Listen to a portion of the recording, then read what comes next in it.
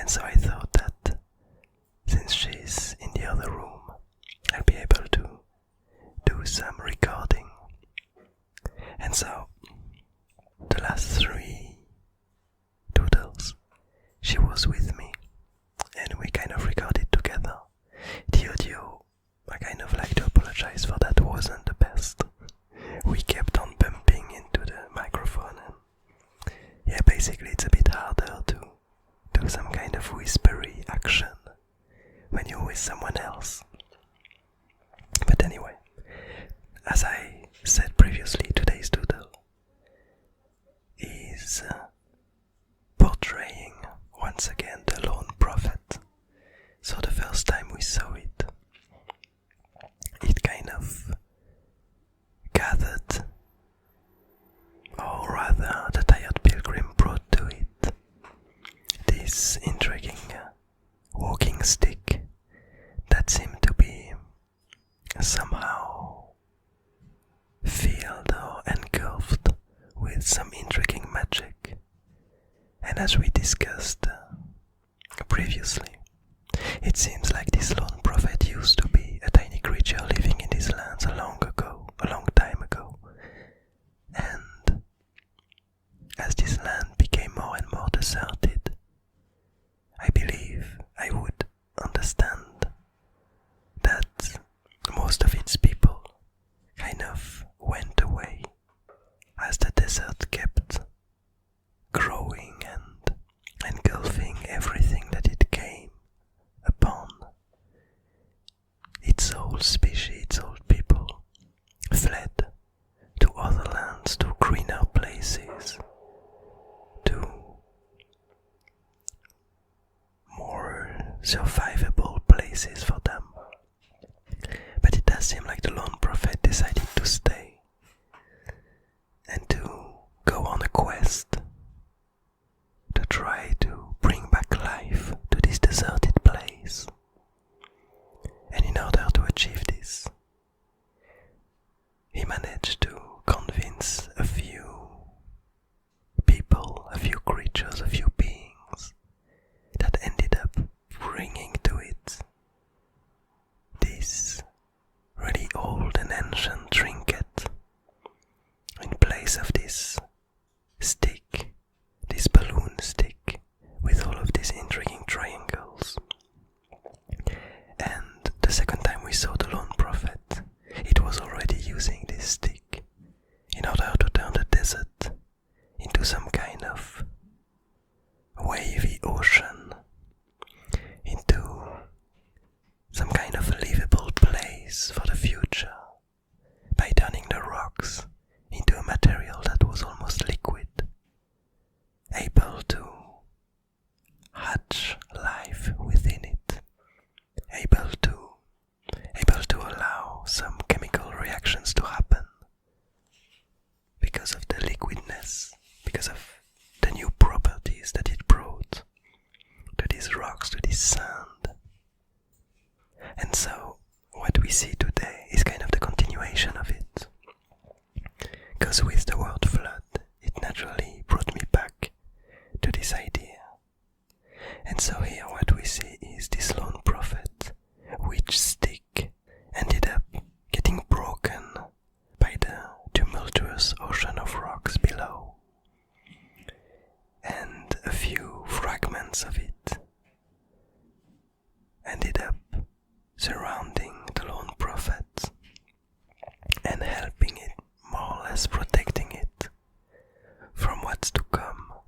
And what's to come, as we see today, is a downpour, is some kind of really heavy rain of rocks that the lone prophet seems to be creating, generating, gathering from the higher black sands and making it pour down onto the land, onto this newly generated stone ocean, rock ocean. And so we did discuss last time, as I mentioned before, quite thoroughly what the lone prophet was trying to do in this place, what it was